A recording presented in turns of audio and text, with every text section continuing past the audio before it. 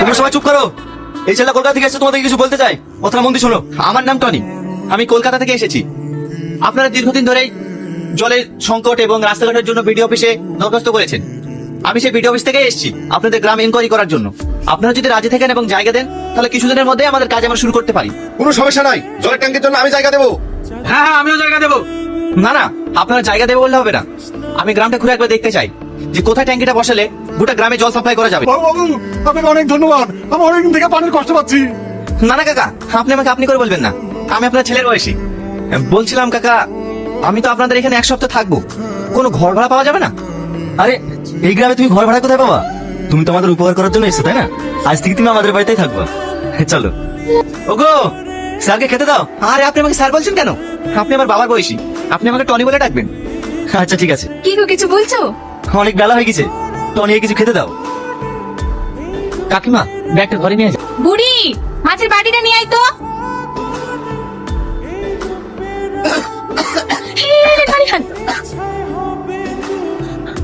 তুমি তুমি এ বাড়িতে? এটা আমাদের বাড়ি। ও, বলছি আমাকে ক্ষমা করে দিয়ে। কিসের ক্ষমা? ওই এই সকালে আপনার সাথে যে খারাপ ব্যবহারটা করেছি, এতে আমার খুব খারাপ লাগছে, তার লেগি। অবশ্যই ক্ষমা করবো। তার আগে বলো, তুমি আমাকে যে জলটা খাওয়ালে, এই জলটা কোথাকার? কেন ঘাটের পানি? খেতে কি আপনার কোনো অসুবিধা হয়েছে নাকি? না না, অসুবিধা হবে কেন? ঠিক আছে। বুড়ি, মা ডাকছে, আসছি।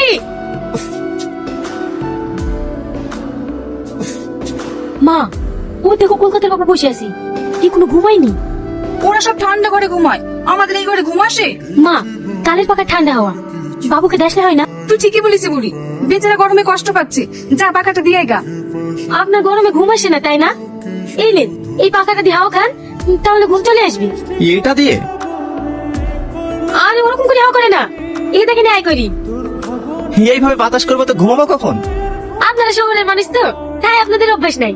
আমার মা আমাকে সারা রাত হাওয়া করে, আমিও ঘুমাই, আমার মাও ঘুমাই। কি একটু অসুবিধা হবে? এই 7 দিন তো দেখতে দেখতে কেটে যাবে। যাও তুমি ঘুমিয়ে পড়ো। কাকি, আপনাদের টয়লেটটা কোন দিকে? ও কি মধু, আরে পায়খানাটা কোন দিকে? ওইসব আমাদের নাই বাপ, আমরা সব ঘাটের ধারে যাই। এই দেখো বদনাটা নাও, ঘাটের ধারে চলে যাও। কাকি, ঘাটের ধারে আবার কোন দিকে? পথ পানে যাও, দেখো সব ঘাটের ধারে যাচ্ছে। কোন দিকে যাবো বুঝতেই তো পারছি না।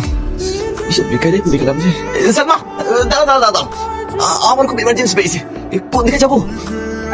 দেখতে পাচ্ছেন না অনেক জায়গা পড়ে আছে, যে কোনো একটা আড়াল দিকে বসে পড়েন। ওই ঝোপ ঝাড়ে সাপটা নেই তো? না থাকার কি আছে, থাকতে পারে। যান যান, ওই ঝোপের আড়ালে বসে পড়েন।